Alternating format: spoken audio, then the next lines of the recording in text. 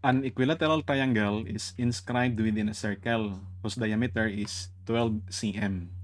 In this triangle, a circle is inscribed, and in this circle, another equilateral triangle is inscribed, and so on indefinitely. Find the sum of the areas of all the triangles. Oh, nagets nyo? Medyo interesting to na problem, class. Isa to sa mga gusto kong problem actually dito sa algebra. Okay? So, meron daw tayong equilateral triangle na inscribed sa circle. Anong ibig sabihin nun? So, tatanungin ko kayo, class. Sino ang nasa loob? Si triangle or si circle? Pag sinabi, class, na inscribe, ang triangle ay inscribed kay circle, ibig sabihin, class, si triangle ang nasa loob ng circle. Kapag sabihin naman, class, na si triangle ay nag-circumscribe ng circle, ang ibig sabihin, si triangle ay nasa labas, si circle ang nasa loob. Kanya? Yung inscribe at saka circumscribe, class, na term, hindi yan kapariho, class, sa inside at saka sa outside. Okay? Kasi kapag sinabing inside, class, kapag meron tayong circle na ganito, si triangle ay inside the circle, pwede masatisfy ang condition na yan. Diba? Si triangle nasa loob ng circle. Pero pag sinabi, class, na inscribed, precise ang definition na yan, class, na itong tatlong vertices ng ating triangle ay nasa circle mismo. So, ibig sabihin, class, kapag sinabing inscribed na triangle doon sa ating circle, ang condition niyan, class, ganito. Ha? Ang mga vertices ng ating triangle nandyan mismo sa circumference ng ating circle. Ganyan siya, class. Okay? Now, nangyari no na itong triangle natin ay equilateral. Lahat ng sides equal. Tanggalin ko muna yan.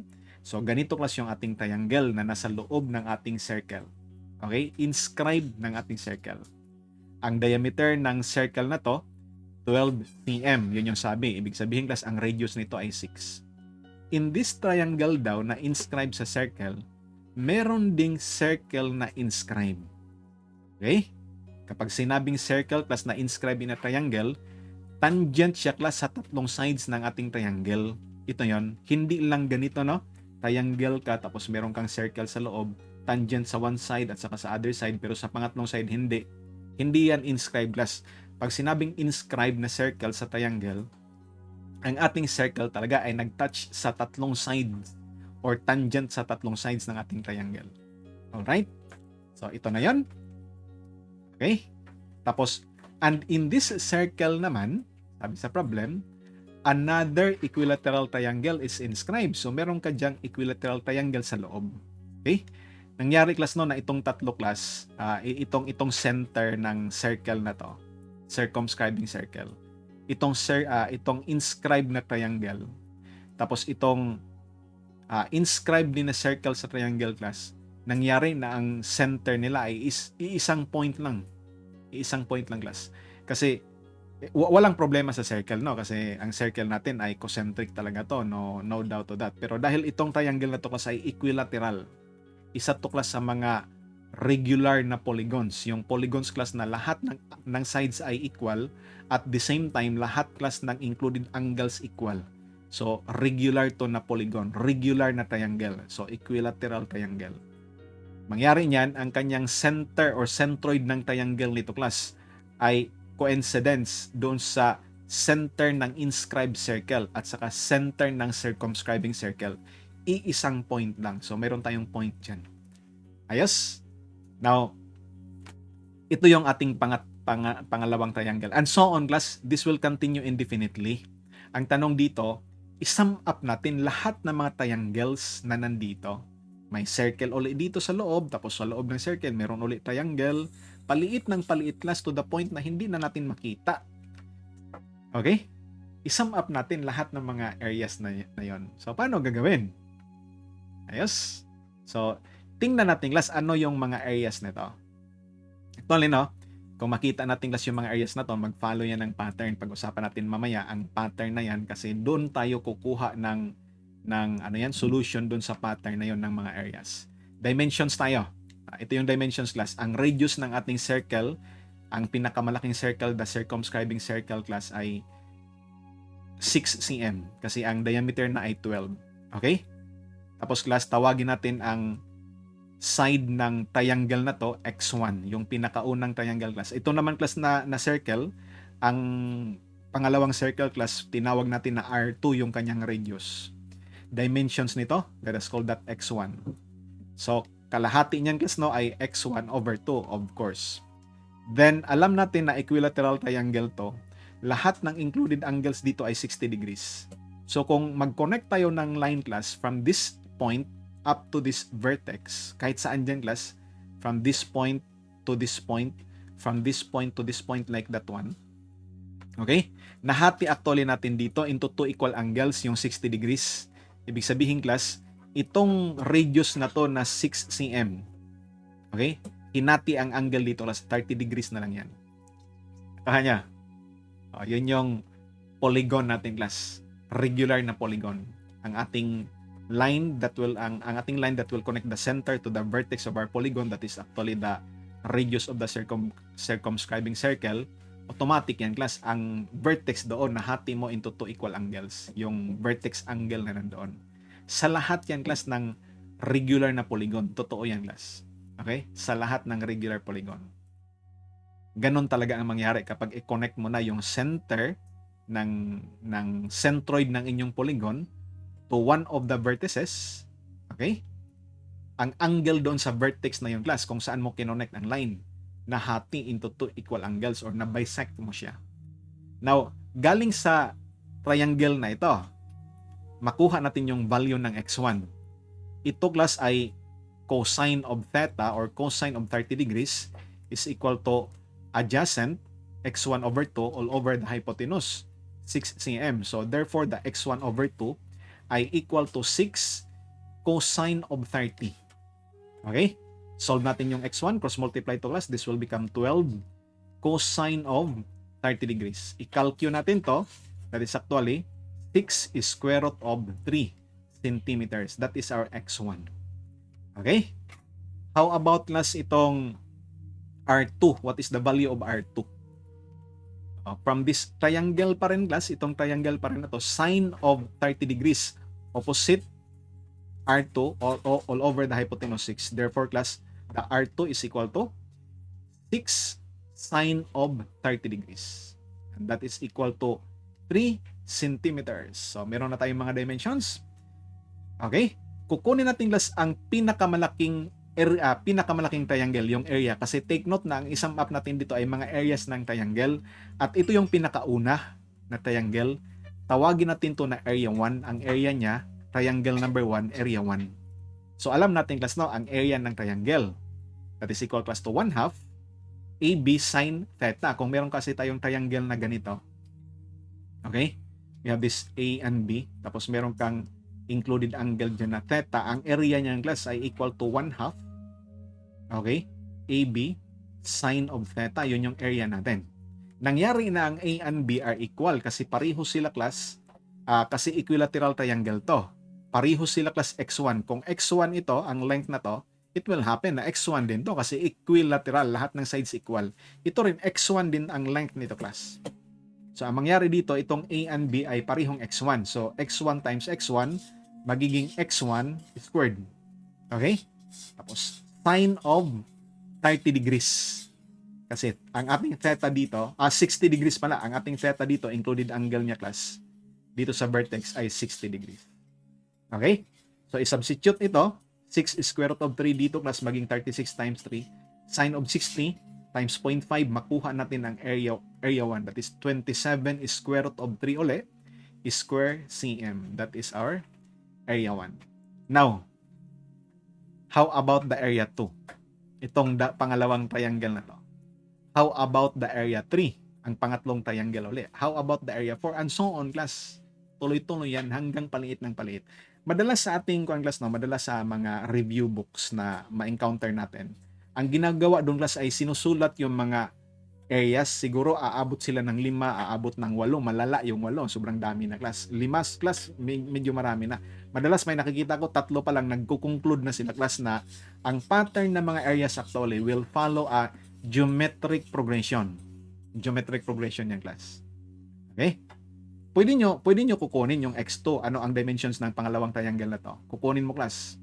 Kasi meron ka ng x1 eh. So, madali na lang tong x2. Meron ka ng r2, di ba? The radius of the circumscribing circle nito. Pareho pa rin na procedure class. Kukunin mo ang x2 at saka yung pagkuha class ng area to.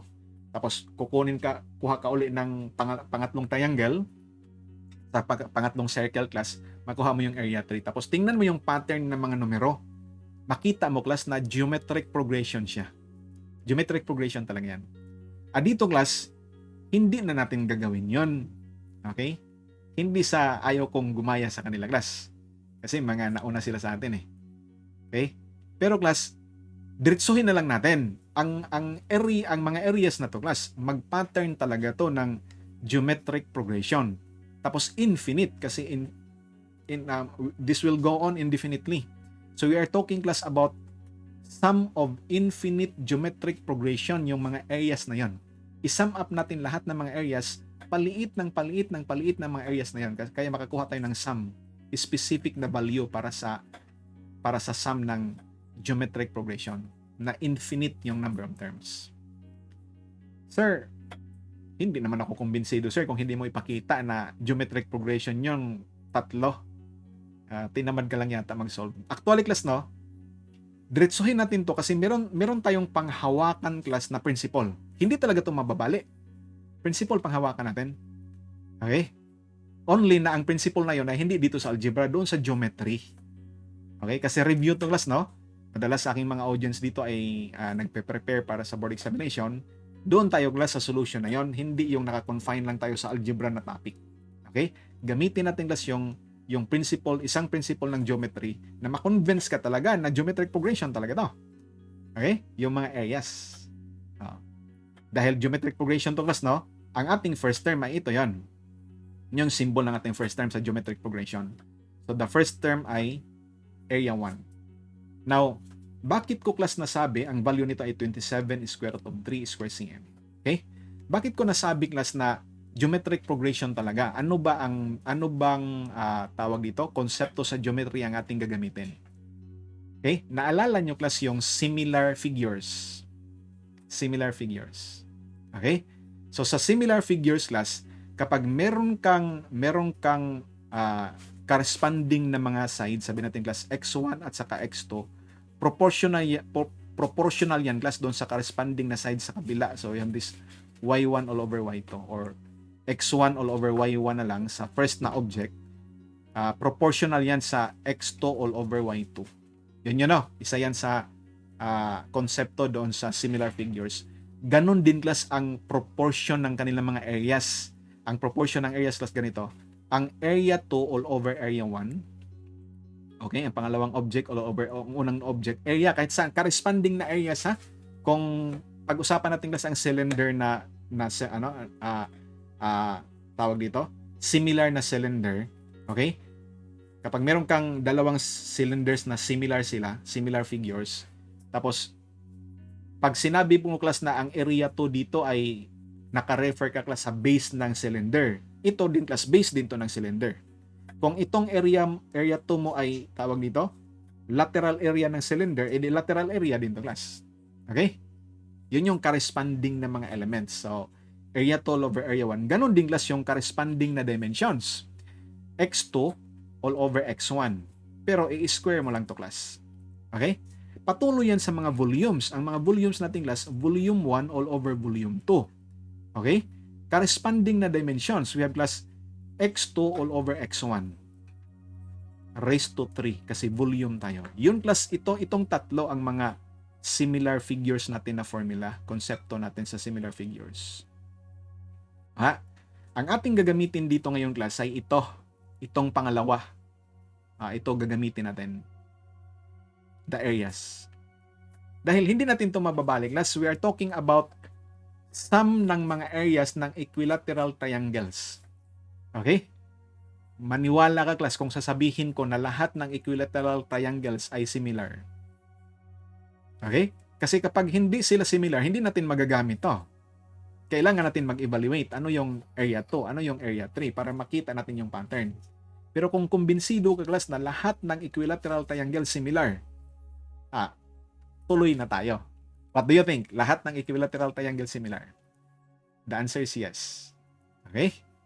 Kasi ang mga similar figures class, makikita mo sila kapag ang corresponding nila na sides or corresponding nila na elements ay proportional. Lahat ng circle similar. Walang circle class na hindi similar to another circle. Lahat ng cube similar. Lahat ng regular na polygon na isang particular class isang particular class na regular polygon, similar 'yon lahat. Lahat ng regular pentagon similar. Lahat class ng regular hexagon similar. Walang regular hexagon class na hindi similar to another regular hexagon. Pero pag sabihin natin class na lahat ng hexagon similar, mali 'yon. Kasi merong hexagon na ganito. Magduhin ko na 1, 2, 3, 4, 5, 6. Hexagon yan. Natural, hindi yan similar sa ganitong hexagon. 1, 2, 3, 4, 5, 6. Hindi yan sila similar class. Mga hexagon sila. Pero class kapag sabihin natin regular, we're talking about mga polygons class na regular na hexagon. We're talking about hexagon class na lahat ng sides equal. Okay? Equilateral at saka at the same time equiangular. So lahat ng mga regular na hexagon similar. Okay? So, similar figures to class. Itong triangle na to ay similar to this triangle. That's why ma-apply natin to class. At ito, it will follow na ang area 2 all over, area 3 all over area 1. Equal pa rin ito class. X2, mag-constant talaga yan. Okay? X3 all over X2. Mag-constant talaga yung class na proportion. Kasi similar figure sila eh. Tapos i-square. Okay? So, ang ating common ratio ngayon ay equal to, ito yung common ratio ng ating IGP, yung proportion na to. Area 2 all over area 1. Okay? That is equal plus to R2. Kahit aling class na dimensions kukunin mo. Natural, doon tayo sa, meron na tayong data. R2 all over R1, quantity raised to 2. So, alam natin yung R2, that is 3 cm. Na-solve na natin yan. Ang R1 naman ay given to class, 6 cm squared. Okay? So, ibig sabihin class, this is 1/2 raised to 2. 1/4 yung ating common ratio ng ating tawag dito, geometric progression. Ayos, ano yung sum ng infinite geometric progression? So, tanggalin ko muna yung mga nakasulat dyan class. Basta ito na yung na-address na natin to. Nandito na, nakasulat na. Okay? Tanggalin ko yung mga nakasulat dyan. Tapos, ano yung sum? Ayos, ang sum natin class ay equal to infinite geometric progression na formula. Ang sum ay equal class to the first term divided by 1 minus r. Substitute. Meron na tayong first term, 27 is square root of 3. Meron tayong r, 1/4. Substitute mo na lang class. Tanggalin natin yung pogi dyan. We have this area 1 is 27 square root of 3. Okay? All over.